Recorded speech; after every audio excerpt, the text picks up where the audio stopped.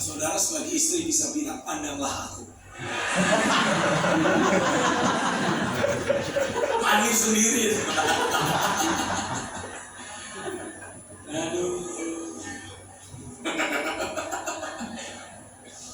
Tapi seringkali karena hal-hal sepele kita bisa kehilangan damai sejahtera kita. Kita kehilangan sukacita kita, betul ya? Nah penyebabnya adalah karena ada jalan berpikir yang keliru. Setiap kali saudara mendapati iblis bisa mencuri damai sejahtera dalam hidupmu, pasti itu disebabkan karena ada celah yang terbuka. Celahnya di mana? Di pola pikir. Tidak ada di tempat lain, cuma di sini ini loh pola pikir yang masih manusiawi, yang masih kedagingan, yang masih duniawi. Itulah yang menjadi penyebab iblis bisa dengan mudah mencuri apa yang ada dalam hidupmu. Tapi iblis gak cuma mau mencuri, dia mau merusak, dia mau membinasakan. Betul, amin.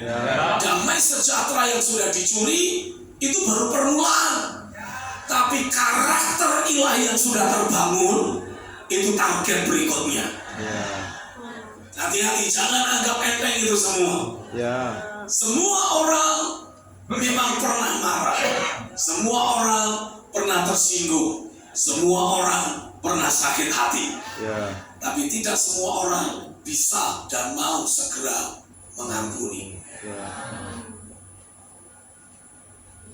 Saking seringnya kita alami hidup kita disakiti, kita mulai menganggap itu normal. Itulah nubuatan Alkitab yang menuliskan pada hari-hari yang terakhir, kasih kebanyakan orang akan menjadi dingin, jadi tawar.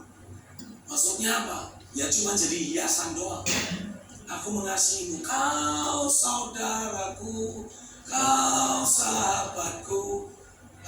Tiada yang dapat Misahkan kita.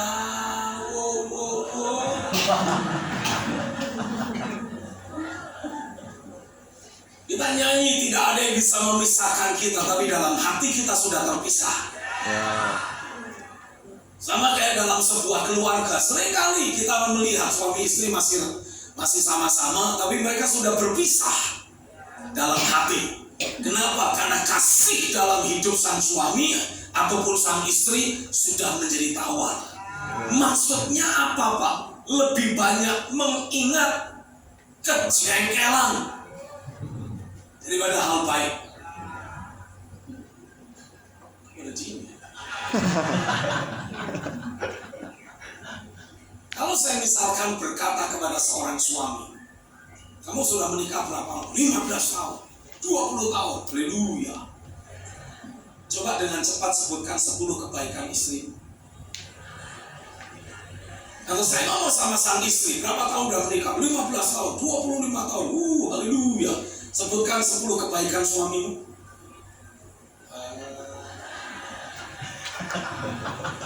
Lali dulu itu.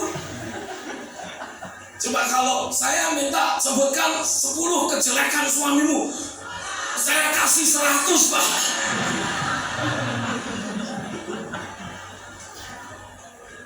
Sepuluh itu terlalu sedikit, Pak. 100 bisa. Bicara kejelekan langsung nyamber. Disuruh yang baik, loading dulu. Tapi Alkitab memberikan penegasan, jangan biarkan itu terus-menerus ada dalam hidup. Alkitab memberikan penegasan ketika pola berpikirmu diubah, engkau mulai menganggap penting apa yang Tuhan anggap penting. Perubahan itu akan terjadi secara drastis. Dalam ayat yang ke-28 dituliskan, orang yang mencuri janganlah mencuri lagi. Dia tidak akan melakukan kejatuhan yang sama, kebodohan yang sama. Sebaliknya, Alkitab bilang, baiklah ia bekerja keras dan melakukan pekerjaan yang baik dengan tangannya sendiri. Mulai ada perubahan sangat fondasional. Kalau dasar berpikirmu mengalami perubahan, engkau akan alami, hidupmu akan berubah. Yang tadinya mencuri, bukan cuma berhenti mencuri, dia mulai mau kerja keras. Ini perubahan yang 180 derajat. Bahkan ada plus-plusnya. Karena lebih lanjut dituliskan, Ia akan membagikan sesuatu kepada orang yang berkekurangan. Dari yang awalnya suka mencuri, sekarang suka memberi. Saya berdoa perubahan drastis dan dramatis akan mulai terjadi dalam hidupmu. Ketika engkau menganggap apa yang Tuhan penting menjadi penting dalam hidupmu, ada perubahan fondasional, perubahan yang drastis, perubahan yang dramatis terjadi dalam dirimu. Terjadilah di dalam nama Yesus. Dan percaya katakan Amin. ini semua bicara tentang aspek hidup sehari-hari. Saya mau saudara belajar menyadari Tuhan sedang membangun hidupmu menjadi bait dari Allah yang hidup. Ini bukan cuma kalau kita di gereja, no. Ini justru teraplikasi dalam hidup sehari-hari. Dalam hidup sehari-hari, engkau tidak akan melakukan apa yang orang banyak lakukan. Apa yang ditulis Alkitab sebagai dosa, engkau tidak akan pernah dekati. Nggak akan pernah sentuh lagi. Sebaliknya hidupmu akan terus dimurnikan, akan terus dikuduskan. Kualitas hidupmu akan semakin menonjol. Buah-buah roh semakin nyata. Tidak ada lagi perbuatan daging. Lalu Alkitab bilang lebih lanjut, jangan ada perkataan kotor keluar dari mulutmu. Otomatis karena konsep berpikir kita sudah dirubah, kita fokus kepada yang positif. Ada orang di sini fokus kepada hal-hal yang ilahi, hal-hal yang benar, hal-hal yang sedap didengar. Karena fokus saudara sudah berubah, engkau tidak akan memperkatakan hal yang sia-sia.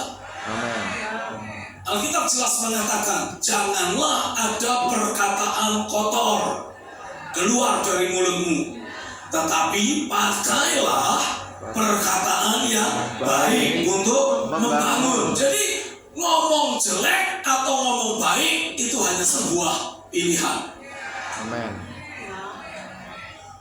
Kalau saudara memilih membenahi hatimu, perkataanmu pasti akan berubah. Coba saudara buka sama-sama, atau mungkin gimana nih? Berdiri aja lah, biar makannya enak nanti. Biar makannya puas, gitu ya. Jadi sambil berdiri, buka sama-sama Matius pasal 12. Mereka tolong Matius 12 ayat 35. Orang yang baik, Yesus bilang seperti ini, orang yang baik mengeluarkan hal-hal yang baik dari perbendaharaannya yang baik, dan orang yang jahat mengeluarkan hal-hal yang jahat dari perbendaharaannya yang jahat. Jadi hati kita itu dianggap sebagai perbendaharaan. Ada orang di sini. Kalau saudara menyimpan pisang, saudara taruh dalam sebuah plastik, untuk simpan pisang. Kalau diledakkan, dor, yang keluar apa? Pisang lah. Kalau saudara simpan rambutan, diledakkan, dor, yang keluar apa? Rambutan. Kalau saudara menyimpan kepahitan, sakit hati, kemarahan, ganjalan, dan berbagai macam emosi negatif lainnya, dor, yang keluar apa? Kata-kata yang buruk, kata-kata yang jahat, kata-kata yang menyakiti orang lain. Orang Jawa bilang kalau ngomong kok nyelekit ya. Paham? Kalau ngomong kamu kok nyelekit sih? Kenapa bisa begitu? Karena di dalam hatimu ada banyak kepahitan, sakit hati, ganjalan. Kamu kok kalau ngomong kok nyogok hati? Apa itu? Nyogok itu apa sih? Menusuk. Kata-katamu kok menusuk. Buat orang yang nyolot, buat orang yang ngomong mungkin gak sadar dia, tapi buat orang yang ngalami kan kerasa.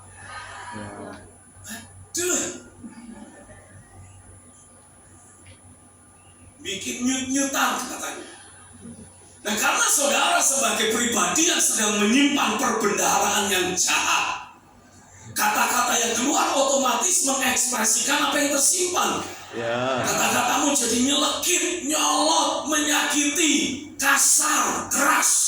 Karena Karena saudara menyimpan perbendaharaan yang jahat. Ya. Jadi saya berdoa mulai hari ini Tuhan akan bongkar semuanya. Yes, amen. Tuhan suruh kita merenungkan firman. Apa tujuannya? Agar yang jahat keluar. Ya, amen. Diganti dengan firman. Yes, Hari ini amen. aku berdoa cinta akan firman. Kembali berkobar dalam Amen. hidupmu. Roh Kudus kerja sekali lagi dalam hatimu. Membuat engkau semakin mencintai firman. Ya. Semakin mencintai firman. Makin banyak ayat-ayat firman yang kau baca. Yang kau renungkan. Engkau ganti perbendaharaan dalam hidupmu. Terjadilah Terjadilah di dalam nama di dalam Yesus. nama Yesus. Renungkan lebih sering prinsip-prinsip firman. Lakukan perenungan firman lebih banyak. Ya. Setuju, amin. Amin. Makin banyak firman masuk dalam hidupmu, artinya terjadi pergantian perbendaharaan. Yang lama dibuang, diganti yang baru. Yang jahat disingkirkan, diganti yang baik, yang ilahi. Ya. Amin. Amen. Lebih lanjut ayat 36 dituliskan, tetapi aku berkata kepadamu, setiap kata sia-sia yang diucapkan orang harus dipertanggungjawabkannya pada hari penghakiman. Karena menurut ucapanmu engkau akan dibenarkan, dan menurut ucapanmu pula engkau akan dihukum. Perhatikan ayat 36. Setiap kata sia-sia. Apa yang dimaksud dengan kata sia-sia? Ya saudara, enggak serius, cuma bercanda. Tapi bercandanya saudara bersumber dari kondisi hati yang menyimpan perbendaharaan yang jahat. Ya. Jadi kata-kata yang keluar seringkali kata-kata yang bersifat negatif, yang memiliki daya rusak, tapi saudara tidak serius. Contoh misalkan, saudara kesandung, waduh mati aku. Contoh itu. Tapi ketika saudara betul-betul mau dibawa mati, mau nggak kira-kira? Ya Allah, Pak, itu kan cuma guyon aja, cuma spontan. Nah, spontan itulah yang menunjukkan apa yang di dalam. Ya. Nah, perhatikan kata sia-sia itu harus dipertanggungjawabkan. Ya. Itu sebabnya kita harus mewaspadai kata-kata yang keluar dari mulut kita. Halo, amin. Amin. Karena Alkitab jelas menegaskan dari perkataan yang kau ucapkan, engkau bisa dibenarkan. Tapi dengan perkataan yang sama, engkau juga bisa dihukum. Mati dan hidup seseorang ditentukan oleh perkataan lidahnya. Ya. Jadi lewat perkataanmu, entah engkau serius atau tidak, engkau bisa menghadirkan kematian, engkau juga bisa menghadirkan kehidupan. Amin. Lebih lanjut ketika Alkitab berkata, setiap kata sia-sia harus dipertanggungjawabkan pada hari penghakiman. Jangan saudara berasumsi nanti ketika semua orang akan dihakimi di takhta putih. Bukan itu. Yang dimaksud hari penghakiman, perhatikan baik-baik. Iblis sebagai pendakwa itu sedang terus mencari-cari kesalahan dalam hidup kita. Ya. Untuk kemudian dibikin laporan tertulis ke Bareskrim Sorga. Saudara ketawa, tapi itulah yang terjadi. Ya. Ketika iblis mulai mendapati ada sebuah celah, ada satu ketidakakuratan dalam hidupmu, di mana saudara tidak buru-buru bertobat dan minta darah Yesus menghapus semua kesalahanmu. Jadi iblis punya kasus nih. Dia mau mendakwa saudara di hadapan Bapa. Come on.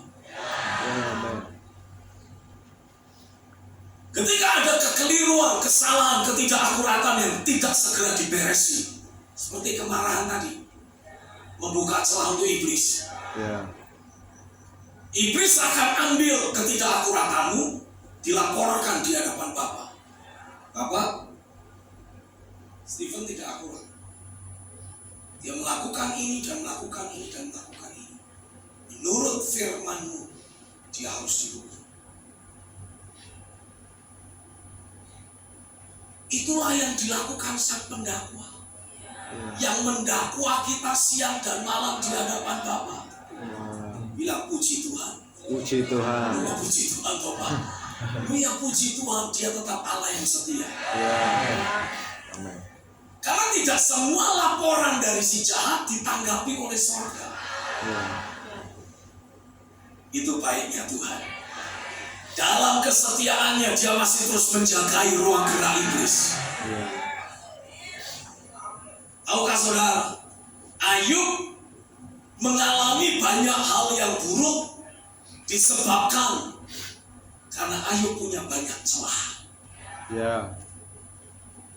Ayub pasal yang pertama memang menuliskan Ayub itu orang yang tak bercela, orang yang baik, takut akan Tuhan dan sebagainya. Tapi dia lebih sayang anak-anaknya Ya. daripada sayang kepada kebenaran. Ya. Ayub tahu tiap kali anak-anaknya bikin pesta, mesti ada yang tidak beres. Jadi supaya tidak ada penghukuman Tuhan, Ayub itu membangun sebuah mezbah untuk masing-masing anaknya, meminta pengampunan Tuhan. Ya. Pertanyaan saya, kenapa dia terus bangun mezbah, tidak tegur anaknya? Mungkin kita berkata, Ayub terlalu sayang sama anaknya, tidak mau menyakiti hati anaknya. Apapun yang anaknya minta dikasih. Orang tua yang sayang. Tapi kalaupun itu bersumber dari rasa sayang, begitu mulai menjadi tidak akurat, Ya. iblis tuntut di Ya. hadapan Tuhan. Nah, saya mau saudara belajar menyadari hari penghakiman yang dimaksud adalah hari ketika iblis mempermasalahkan ketidakakuratan. Ya.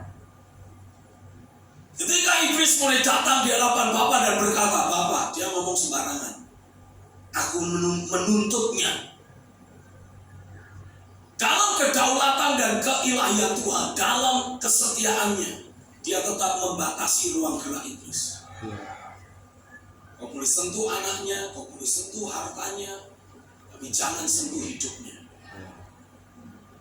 Kesehatan Ayub itu juga efek dari ketidakakuratan dia. Kau boleh sentuh kesehatannya, tapi jangan sentuh hidupnya. Tuhan tetap membatasi. Jadi iblis tidak bisa semena-mena menuntut kita. Ya. Amin. Karenanya kita memberikan penegasan, menurut ucapanmu engkau akan dibenarkan, menurut ucapanmu engkau akan dihukum. Karenanya belajar untuk selalu membawa hidupmu di hadapan hadirat Tuhan, dan kau berkata, Tuhan benahi hidupku, Tuhan tahirkan aku. Amin. Setiap perkataan sia-sia aku tarik kembali di dalam nama Yesus. Tidak ada celah untuk iblis mendakwa, mempermasalahkan, memperkarakan hidupku di hadapan Tuhan. Kemenangkan tanganmu sama-sama, katakan, hari ini Tuhan, Hari ini Tuhan, aku bersyukur untuk penyingkapan firman yang Engkau berikan. Engkau sekali lagi membersihkan kekotoran putri Sion dari hidupku ini. Ampuni kalau selama ini ada banyak perkataan sia-sia yang aku ucapkan dan menjadi celah untuk iblis menyerang aku. Hari ini aku minta darah Kristus melindungi hidupku, dan aku bersyukur karena masa depan yang Tuhan rancangkan adalah masa depan yang gila gemilang, penuh pengharapan. Aku sekali lagi alami, aku sekali lagi nikmati hari-hari sorga di atas muka bumi ini. Aku hidup dalam kesehatan ilahi. Terima. Aku alami betul kekuatan baru setiap hari datang dari sorga. Di dalam nama Yesus, aku mintakan dari Roh Kudus kemampuan untuk menjagai mulut dan lidahku ini di dalam nama Yesus. Yang percaya katakan amin. Amin. Minta untuk Roh Kudus terus menjagai mulutmu, sehingga tidak ada lagi perkataan sia-sia yang terucap dari mulut kita. Amin. Halo, amin. Karena kalau saudara terus membiarkan gaya bahasa, cara bicara yang selama ini dibentuk oleh dunia terus ada dalam mulutmu, terus ada dalam hidupmu, engkau akan terus buka pintu untuk mencuri dapat. Ya. Coba batasi Efesus pasal 4. Saya ajak kita lihat kitab Yakobus.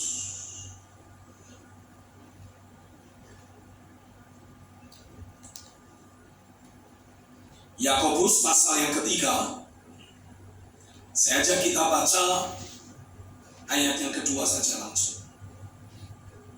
Yakobus 3 ayat yang kedua.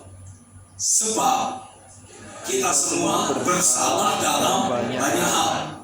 Barang siapa tidak bersalah dalam perkataannya, ia adalah orang sempurna yang dapat juga mengendalikan seluruh tubuhnya. Perhatikan ayat yang sama dalam terjemahan versi mudah dibaca. Coba operator bisa nggak munculin versi mudah dibaca.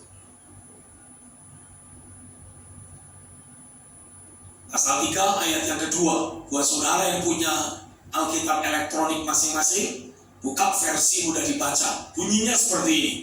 Kita semua banyak membuat kesalahan. Perhatikan. Jadi jika ada orang yang tidak pernah mengatakan sesuatu yang salah, ia orang yang sempurna. Ia dapat mengendalikan seluruh tubuhnya. Perhatikan ayat ini baik-baik. Kita memang banyak membuat kesalahan, tapi jika ada orang yang tidak pernah mengatakan sesuatu yang salah, ia akan mengendalikan seluruh tubuhnya. Jadi lewat perkataanmu ini, kalau saudara terus memperkatakan firman, saudara akan punya otoritas untuk mengendalikan tubuhmu. Ya, amin. Tahukah saudara? Seringkali saudara yang sudah mulai berusia, engkau itu menggembosi kekuatanmu sendiri dengan perkataan mulutmu. Ya. Ya saya ini kan sudah tua, ya pasti loyo. Sering dengar kata-kata gitu. Ya. Atau jangan-jangan saudara sendiri yang pernah ngomong, loh namanya sudah berumur, saya itu sudah 64 loh Pak, saya sudah 67 loh Pak, saya sudah 74 loh Pak. Nah, terus kenapa?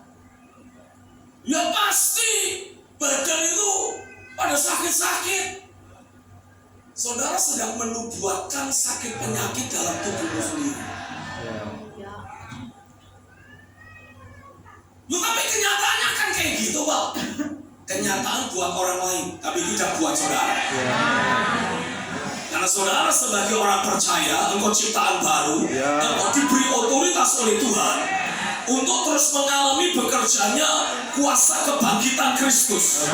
Dan Alkitab menuliskan kalau kuasa kebangkitan yang sama, yang membangkitkan Yesus dari antara orang mati, bekerja juga dalam hidupmu. Alkitab mengatakan kuasa kebangkitan itu akan menghidupkan kembali tubuhmu yang fana. Artinya saudara boleh umur panjang, terserah mau sebut berapalah, 95 tahun, tapi saudara bisa tetap segar. Oh, come on. Engkau bisa tetap sehat, tetap kuat. Oh, umur berapa? 95. Kok kayak 50-an? Mungkinkah itu terjadi? Harusnya itu yang terjadi. Karena kita menubuatkan ketika engkau terus ditanam di pelataran Tuhan, engkau hidup sebagai orang benar, sampai masa tuamu engkau akan alami Tuhan menggendong hidupmu. Bahkan ketika engkau berusia lanjut, engkau mencapai usia tua, engkau alami engkau tetap segar, engkau tetap sehat, tetap kuat. Dan itu adalah pesan Tuhan, menyatakan Dia Allah yang setia, tidak ada kecurangan padanya. Biarlah hidupmu menjadi message Tuhan. Dari hari ke hari bongkar konsep pikirmu yang lama, konsep pikir dari dunia, konsep pikir yang keliru, bongkar. Selaraskan dengan firman. Buat saudara yang masih sulit, amin sih amin Pak, tapi rasanya masih sulit masuk. Ini sulit masuk karena dalam dirimu ada yang memblokir. Ya. Apa itu? Benteng-benteng keangkuhan manusia. Ya. Kubu-kubu yang menentang pengenalan akan Tuhan. Ya. Itu harus dibongkar, Pak. Amin. Saudara yang harus membongkarnya. Ya. Engkau harus mulai terus berkatakan suara Tuhan. Engkau harus terus imajinasikan pesan firman. Singkirkan semua benteng-benteng yang menentang pengenalan akan Tuhan. Sehingga pikiranmu, katakan pikiranku, selalu terbuka, untuk menyelaraskan dirinya dengan suara Tuhan. Suara Tuhan. Apapun yang Tuhan firmankan, tidak ada kesulitan. Untuk aku percaya dan menerima. Seringkali bahkan di antara para pendeta, kalau saya bicara tentang Musa, muncul sebuah pikiran, yaitu kan Musa. Padahal pendeta hampir tidak ada lagi kekuatan rohani untuk berkata, yes, harusnya aku seperti itu. Tapi udah terlalu banyak muncul pemikiran, itu cuma jargon aja, itu cuma sekedar wacana, itu cuma semangat yang dikobar-kobarkan. Sulit untuk percaya lagi. Saya berdoa roh Imam Zakaria bertobat. Amin. Tidak ada lagi spirit Zakaria, tidak ada lagi. Amin. Halo, amin. Amin. Aku bisa percaya. Amin. Karena Zakaria dikunjungi malaikat sendiri loh. Ya. Tapi dia sulit untuk percaya. Nah, jangan sampai kau kehilangan kuasa untuk percaya. Tapi berdoa biarlah kuasa iman, kemampuan untuk mempercayai apapun yang menjadi janji Tuhan, itu akan terus ada dalam hidupmu, bertumbuh dalam dirimu. Semakin kuat, semakin kuat, semakin kuat. Sehingga apapun yang Tuhan firmankan, dengan mudah kau berkata, aku percaya, jadilah padaku.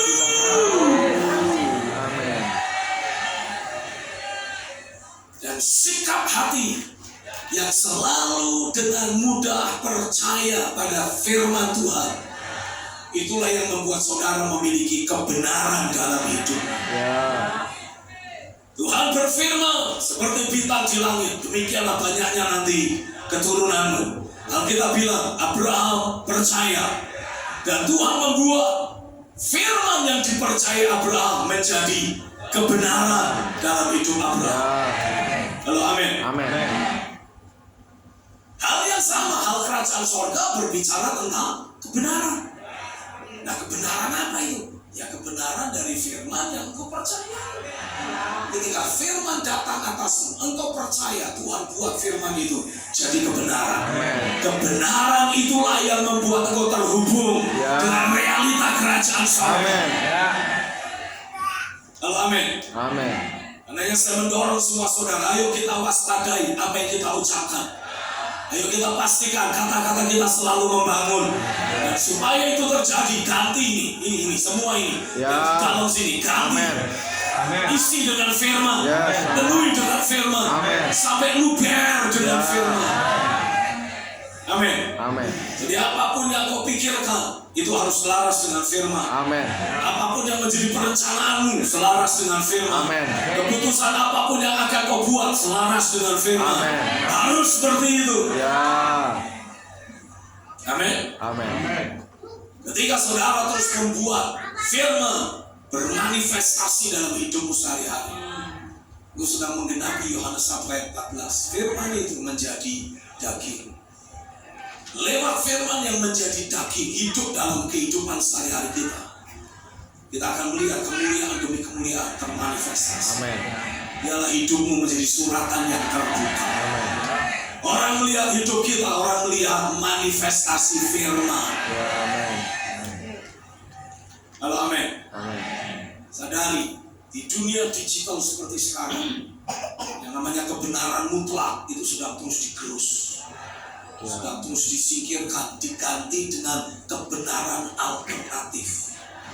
Masing-masing orang berhak untuk membangun kebenarannya sendiri, tapi tidak untuk kita. Amin. Saya ulangi, tidak untuk kita. Amin. Kita hanya hidup dari kebenaran firman. Yes, amin. Firman tetap menjadi kebenaran mutlak Amin. dalam hidup kita. Karena dengan firman yang mutlak sifatnya itu, yang berasal dari ruang tahta sendiri, kita akan melihat yang tidak ada menjadi ada. Tuhan beri firman penciptaan dalam hidup kita untuk mencipta ulang dunia kehidupan kita. Setuju, amin? Amin. Masih Yakobus pasal yang ketiga. Dengan cepat saya ajak untuk kita loncat ayat yang ke-6. Oh Tuhan, tolong kami. Lidah pun adalah api yang merupakan suatu dunia kejahatan dan mengambil tempat di antara anggota-anggota tubuh kita sebagai sesuatu yang dapat menodai seluruh tubuh dan menyalakan roda kehidupan kita, sedang ia sendiri dinyalakan oleh api neraka.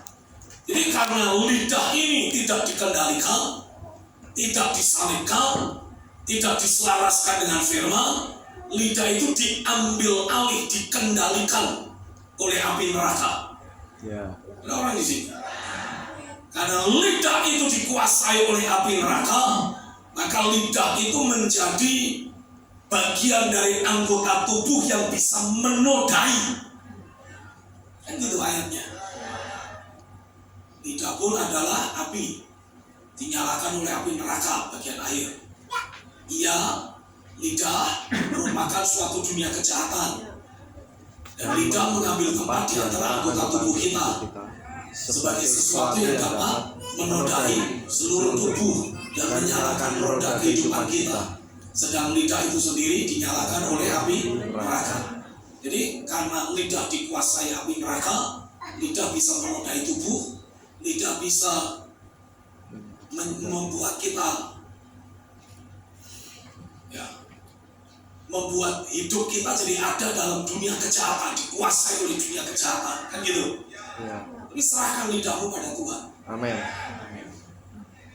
Jadi bukan api neraka yang menguasai lidahmu, api Roh Kudus yang menguasai.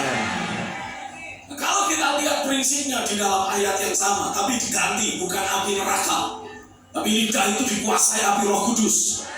Apa yang terjadi? Lidah itu akan menjadi dunia tersendiri, tapi bukan dunia kejahatan. Itu dunia sorgawi. Karena dikuasai oleh api Roh. Kan logikanya gitu. Lidah dikuasai api neraka, membuat lidah itu menjadi bagian dari suatu dunia kejahatan. Nah, kalau lidah itu dikuasai Roh Kudus, lidah itu membuat kita menjadi bagian dari dunia sorgawi. Oh, come on. Lidah itu mengambil tempat di antara anggota tubuh kita dan tidak menodai seluruh tubuh, tapi menguduskan seluruh tubuh. Betul ya? Amin. Betul ya? Jadi mari kita serahkan lidah kita ke tangan Tuhan. Mari kita minta api Roh Kudus membersihkan lidah kita. Dengan baik-baik 5 pasal Yesaya sudah bernubuat sampai pada pasal yang ke-6 ketika Raja mati dan Alkitab mengatakan kemuliaan Tuhan memenuhi bait suci. Yesaya tiba-tiba tersadar. Dia melihat malaikat Tuhan terbang sambil berseru, Kudus, Kuduslah Tuhan. Realitas sorga memenuhi baitnya. Saya berdoa realitas sorga memenuhi tempat ini saat ini, menyadarkan engkau bahwa kita sedang berurusan dengan ruang pengadilan Tuhan. Amin. Aku sedang membawa engkau mengalami pekerjaan Roh, membela hidupmu di hadapan Tuhan, membebaskan engkau dari setiap kata sia-sia yang dituduhkan iblis kepadamu. Hari ini aku berdoa, tangan kuasa Tuhan bekerja kuat dalam dirimu. Para malaikat Tuhan datang membawa api, membakar lidahmu, membakar mulutmu, mentahirkan engkau, sehingga lidahmu tidak lagi digerakkan, tidak lagi dikobarkan oleh api neraka, tapi api Roh Kudus. Terjadilah di dalam nama Yesus.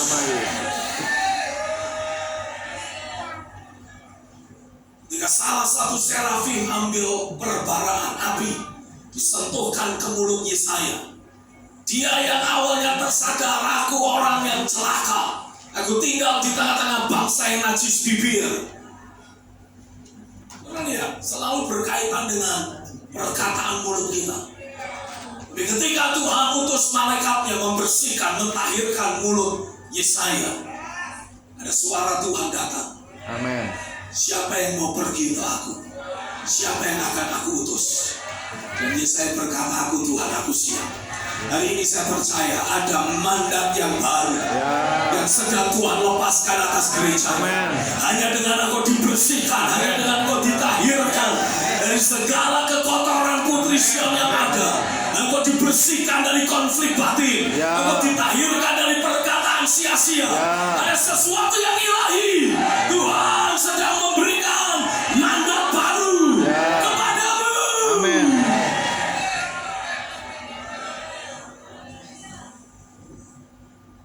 Alkitab menuliskan lidah itu memang api, lidah pun adalah api, bisa membakar hidup manusia. Kalau dibakar dengan api neraka, lidah bisa mencemari tubuh manusia. Tapi kalau lidah dibakar dengan api Roh Kudus, lidah akan menguduskan seluruh keberadaan. Seperti yang tadi ditulis dalam ayat yang kedua, orang yang tidak bersalah dalam perkataannya, ia dapat mengendalikan seluruh tubuhnya. Coba ngomong sama-sama. Hari ini aku bersyukur karena Tuhan telah memberi aku sekali lagi kendali atas tubuh. Saya tidak tahu berapa banyak dari saudara yang datang dengan membawa penyakit bawaan. Tapi seberapa banyak saudara yang tahu penyakit bawaan yang kau miliki? Engkau bisa mulai berkata pada tubuh, sembuh, sehat, pulih, kuat, diperbaharui, bahkan dicipta ulang menjadi organ yang baru, sehat sepenuhnya. Engkau berkuasa atas tubuhmu, engkau bisa mengendalikan tubuhmu. Amin. Tapi tolong setelah ini makannya tetap dijaga. Jangan merasa sudah punya kendali atas tubuh, lalu apapun, mau sapi pendek, mau sapi tinggi, hajar semuanya. Enggak paham. B1, B2, B3, hajar semuanya. Tolong, biarkan mereka menjalani hari-hari mereka.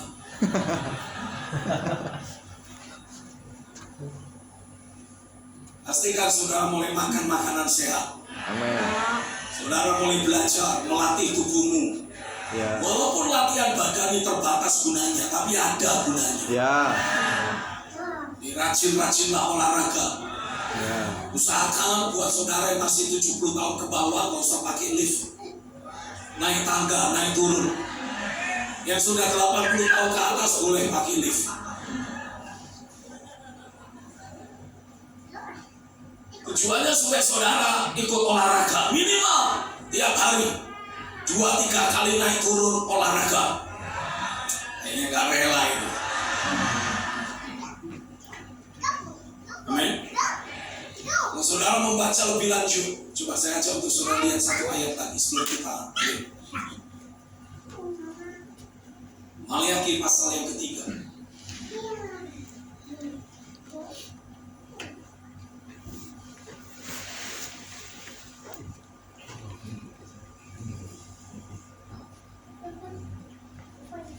Maliaki pasal yang ketiga, ayat yang pertama mulai.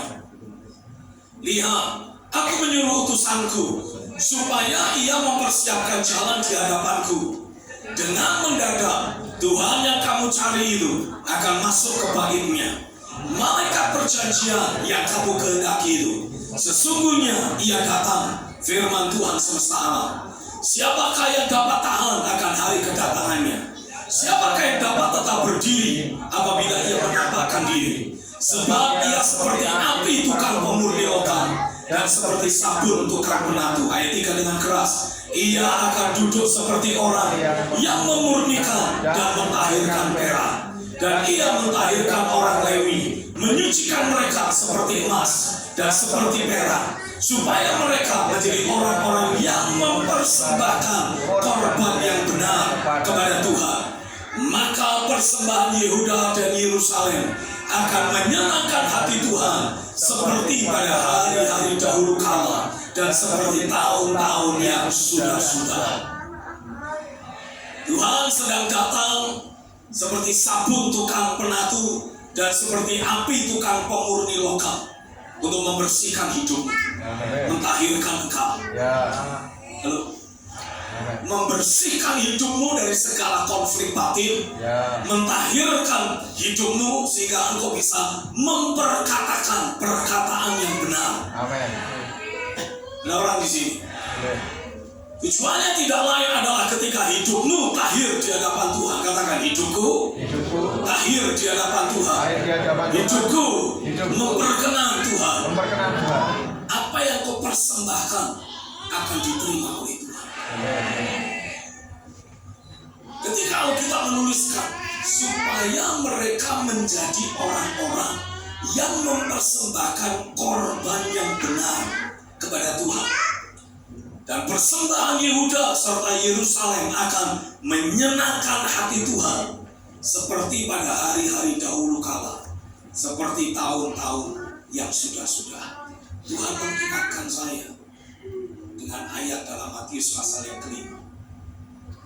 Matius 5 ayat 23 menuliskan, sebab itu jika engkau mempersembahkan persembahanmu di atas mezbah dan engkau teringat akan sesuatu yang ada dalam hati saudaramu terhadap engkau, tinggalkanlah persembahanmu di depan mezbah itu dan pergilah berdamai dahulu dengan saudaramu, lalu kembali untuk mempersembahkan persembahanmu itu. Hanya gara-gara masih nyimpen ganjelan, hanya gara-gara saudara disadarkan oleh Tuhan, aku tuh lagi bikin syak sama seseorang. Ada orang di sini. Ini mau membawa persembahan, Roh Kudus menyadarkan kamu tuh masih menjadi syak dalam hidupmu. Ada sesuatu yang tidak akurat dalam dirimu, jadi batu sandungan buat dia. Dia jadi nyimpan sesuatu gara-gara kamu. Kita bilang, kalau persembahan beresin dengan orang ini. Bukan orang yang sedang membawa syak itu yang harus nyari, tapi saudara yang disadarkan oleh Tuhan yang harus cari orang itu, lalu bikin pemberesan. Baru ketika aku mempersembahkan korbanmu, persembahanmu akan memperkenan hati Tuhan. Hari ini saya berdoa biarlah tangan Tuhan, Roh Kudus menyadarkan engkau. Kalau masih ada sesuatu yang tidak akurat dalam hidupmu, masih ada sesuatu yang tidak tepat, yang menjadi ganjalan buat orang lain, hidupmu akan mulai alami ada pekerjaan Roh menyadarkan engkau untuk membuat pemberesan dengan orang yang bersangkutan. Hari ini Tuhan, aku minta tangan kuasa-Mu terus membersihkan, terus melahirkan setiap kami. Buat kami tidak bisa tenang kalau belum membuat pemberesan. Hari ini aku berdoa buat kami tidak bisa tenang sebelum kami membuat pemberesan. Walaupun kami coba tutup-tutupi dengan mengatakan orangnya jauh, orangnya sudah tidak ada, sudah lama dan sebagainya. Apapun alasan manusiawi, kalau engkau mulai bekerja dalam hidup kami, buat pekerjaan itu terus terjadi, membuat kami tidak tenang sebelum kami taati, kami bereskan. Terjadilah dalam nama Yesus kasus-kasus hutang piutang, kasus-kasus apapun juga, Tuhan bereskan sepenuhnya, Tuhan tuntaskan sepenuhnya. Hati kami jadi tahir, hati kami jadi dilayakkan di hadapan Tuhan. Terjadilah di dalam nama Yesus. Yang percaya katakan. Ganjalan dalam bentuk hutang piutang, dalam bentuk perkataan yang menyakitkan, apapun. Kita menuliskan ketika Roh Kudus mulai bekerja dalam hidup, jangan tunda-tunda, segera bikin pemberesan. Makin kau menunda, Engkau memberi ruang untuk sang pencuri terus mencuri. Ya. Iblis terus bekerja. Ya. Oh, come on. Amin. Jangan mendukakan hati Tuhan. Amin. Ayo bikin pemberesan sepenuhnya. Ya. Yang setuju katakan amin. Amin. Tindakan saudara mau menjadikan apa yang dianggap Tuhan penting sebagai hal penting dalam hidupmu akan membersihkan segala kekotoran Yes. Amin. dari hidup. Amin. Amin. Ini janji Tuhan. Yesaya pasal yang keempat.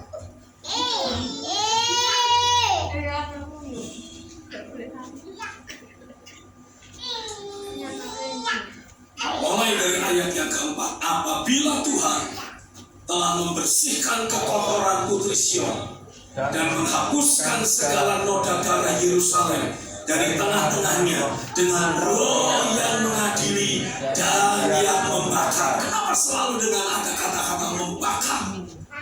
Api tukang pemurni logam, roh yang mengadili dan yang membakar, karena Tuhan mau mengubah nature hidupnya. Amin. Dengarkan baik-baik. Semua orang bisa sakit hati, semua orang pernah sakit hati. Ya. Tapi hanya orang-orang yang mengalami perubahan hidup yang akan terus punya hati yang tahir, terus punya hati yang tulus. Harusnya, bilang harus. Mulai hari ini, apapun yang terjadi, Apapun yang terjadi, sakiti seberat apapun, sakit seberat apa, aku dengan mudah, aku dengan dengan mudah, cepat dengan cepat bisa melepaskan bisa pengampunan, melepaskan, menyembuhkan luka hati, menyembuhkan luka dan melanjutkan jalan hidup. dan melanjutkan jalan hidup. Ada banyak orang sulit move on. Ya. Di hari ini saya berdoa, aku jadi orang yang gampang move on, Ya. mudah mengampuni, Ya. mudah melupakan kesalahan orang. Amin. Kalaupun teringat tidak lagi terasa sakit. Ya.